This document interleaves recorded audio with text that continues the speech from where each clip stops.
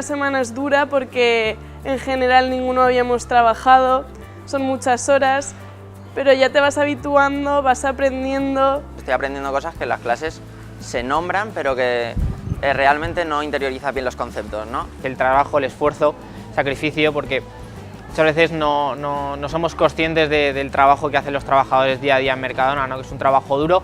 El ambiente que hay es muy sano, te animan unos entre los otros, si tienes algún problema puedes contar con ellos, vamos, que están para lo que necesites. Estuve en caja, que básicamente pues, es cobrar a los clientes.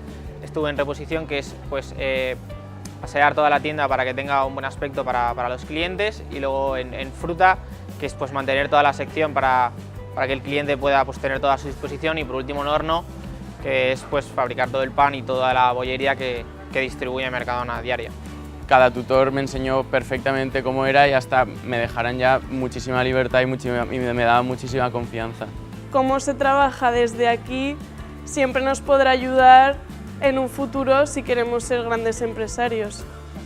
Hacer prácticas desde primero la verdad es que enriquece mi formación y bastante. Es una manera de poner los pies en la tierra, por así decirlo, en el mundo laboral y en el mundo real, ¿no?